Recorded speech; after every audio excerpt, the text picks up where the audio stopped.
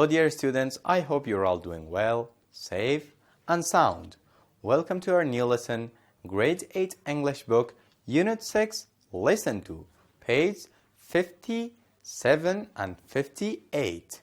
به نام یاد خداوند بخشاینده و مهربان. السلام علیکم شاگردان عزیز. خدا کنه که خوب، جور، صحت و سلامت باشین. خوش آمدین به درس امروز ما شما. کتاب انگلیسی صنف 8 فصل 6 درس دوم صفحات 57 و 58. So, dear students, before we start our new lesson, let's review what we have studied in the previous lesson. شاگردان عزیز، قبل از اینکه درس جدید خود آغاز کنیم، یک مرور کوتاه می داشته باشیم به درس گذشته خود. In the previous lesson we have studied 4 sections. شاگردان عزیز، ما شما در درس گذشته 4 بخش را آموختیم. Introduction to Unit 6، معرفی فصل 6، discussion، بحث، conversation، محاوره، and the last section that we have studied in the previous lesson, it was grammar. و آخرین بخش را که ما شما در درس گذشته خواندیم، دستور زبان بود. So, in today's lesson، خب در درس امروز we will study 3 sections. ما شما قرار است 3 بخش را بیاموزیم. Vocabulary، ذخیره لغات، reading، خواندن، and the last section that we will study today is listening. و آخرین بخش را قرار است ما شما در درس امروز بخوانیم، گوش کردن است.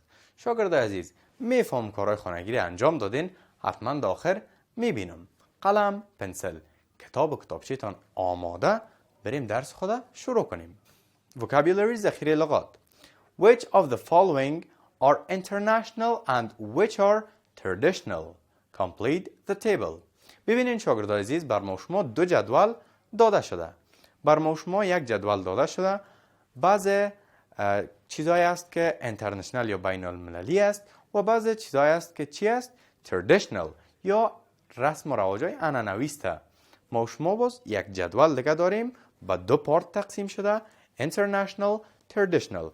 از ما شما خواسته که همین کلمات، لغتایی که در جدول اول بر ما شما داده شده، امیر چی کنیم؟ تقسیم بندی کنیم.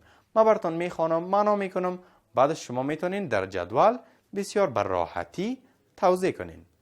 افغانی تی، چای افغانی. چی است ای شاگرد عزیز؟ شما میدانین دیگه که یک چیز traditional یا عنعنوی است. هندشیک، دست تکان دادن. چی است به نظرتان؟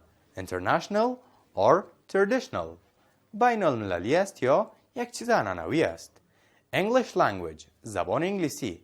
You know better than me that it's international. شما میدانین شاگردان عزیز که یک چیز بین المللی است.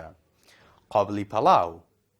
قابلی پلاو چی است شاگردان عزیز؟ international or traditional؟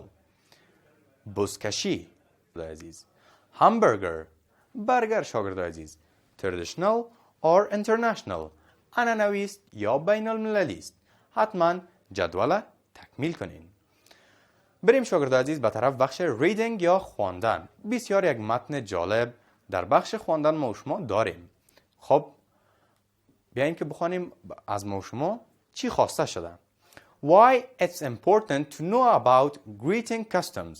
خب سوال شده شاگردان عزیز، بر ما شما گفته که چرا مهم است که در مورد رسم و رواج‌های احوالپرسی ما شما بدانیم. چرا مهم است؟ How are international greetings different from local؟ شاگردان عزیز، سوال شده چگونه احوالپرسی بین المللی فرق می شود همراه با احوالپرسی محلی؟ بیاین که متن بخوانیم. من براتون میخوانم، بسیار با دقت گوش کنین شاگردان عزیز. At Oxford International School, I learned that greeting customs differ from one country to another. در مکتب بین المللی آکسفورد آموختم که آداب و رسوم احوالپرسی از هر کشور متفاوت است.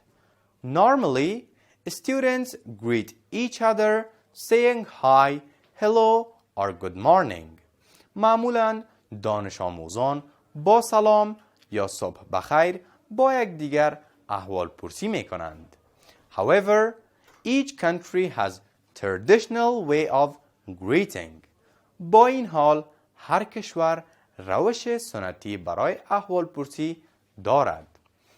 My Japanese friends occasionally like to use their famous ojagi to greet each other. دوستان ژاپنی من گاه اوقات دوست دارند از اوجیگی معروف خود برای احوال پرسی با یکدیگر استفاده کنند. They bow to say good morning, hello or goodbye. Dilip and Raj use the Indian namaste to greet each other. آنها برای صبح بخیر گفتن تعظیم می کنند و یا سلام یا خداحافظی می کنند. دیلیپ و راج از نمسته هندی برای احوال پرسی با یکدیگر استفاده می کنند. They press the palms of their hands together and lift them up to their chins. کف دستشان را به هم فشار می دهند و تا زنخ بالا می برند. ببینین ایندیا نمسته می کنند و تا زنخ خود امی دستای خود بالا می برند. Then they say namaste. Filipino students shake hands but close friends pat each other on the back and say kamusta. سپس میگویند نمسته. دانش آموزان فیلیپینی دست میدهند اما دوستان نزدیک به هم دست مهربانی میزنند و میگویند کاماسته. زمانی که ما و شما یک دوست خودم بینیم شاگردای عزیز متوجه شدین هم دست میتیم و هم پشت چی میکنیم نوازش میکنیم. در فیلیپین دوستای نزدیک زمانی که یکی دیگه خودم میبینن دست میتن و یک دست مهربانی میکشن و همین رقم نوازش میکنن دوست خودم. ادامه. John, Jack and Patrick from Britain greet each other with a hug. جان، جک و پاتریک از بریتانیا با در آغوش گرفتن از یکی دیگر استقبال می کنند. If they meet someone for the first time, they shake hands. اگر برای اولین بار با کسی ملاقات کنند دست می دهند. Our friends from the Emirates, Saleh and Ahmad, shake hands with all of us every morning. دوستان ما از امارات صالح و احمد هر روز صبح با همه ما دست می دهند. Going to an international school helped me learn about different greeting customs. رفتن به یک مکتب بین المللی به من کمک کرد تا با آداب و رسوم مختلف احوال پرسی آشنا شوم. بسیار خوب شاگردان عزیز، این بود بخش ریدینگ یا خواندن ما شما. چه یک متن زیبایی بود در مورد احوال پرسی. خب شاگردان عزیز، اگر که سوال داره در درس کدام لغت نفهمیده باشه میتونین پرسان کنین.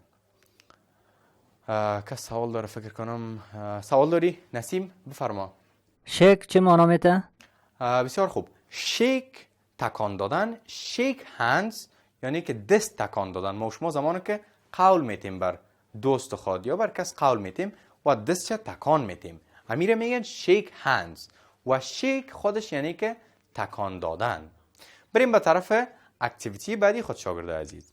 Fill in a country for each greetings custom. Check if the greeting is formal or informal. If you cannot tell, write I don't know. ببینین شاگرده عزیز در کتاب بر ما شما یک جدول داده شده. خب در جدول چی است؟ country نام کشور، form of greeting چه رقم احوال پرسی میکنن، formal or informal امی احوال پرسیشان رسمی است یا غیر رسمی. خب از ما شما چی خواسته شاگرد عزیز؟ از ما شما خواسته که در قسمت country یا کشور که است بنویسیم که کدام احوال پرسی مربوط کدام کشور میشه. مثلا bow to each other یعنی تعظیم کردن به یکی دیگه، یا shake hands دست تکان دادن، یا به طور مثال press palms and lift to chins یعنی که نمسته مثل ایندیا. ایره بر ما شما گفته که از نوع احوال پرسیشان ما شما کشورش نوشته کنیم. بعد از این کشورش نوشته کردین شاگردای عزیز بگوین که آیا ای فارمال است، رسمی است یا انفارمال یا غیر رسمی است همین سلام علیکیشان یا احوال پرسیشان. بعد از اینکه ایره نوشته کردین، اگر نمیفهمیدین که رسمی است یا غیر رسمی، فقط نوشته کنین I don't know. من نمیدانم. حتما تکمیل کنین شاگرد عزیز.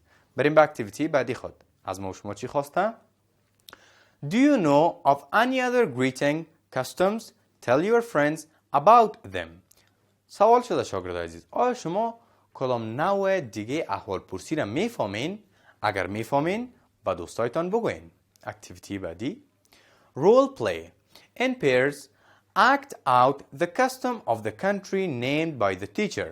ببینین شاگرد عزیز، این هم یک کار گروپی است، یک کار جورایی است که شما با این یکی دیگه میتونین انجام بدین. شما فقط اکت میکنین، نقش بازی میکنین، فقط احوال پرسی کشورها را تقلید میکنین و باز دوستان میگه که مربوط کدام کشور میشه. بریم به طرف بخش listening یا گوش کردن.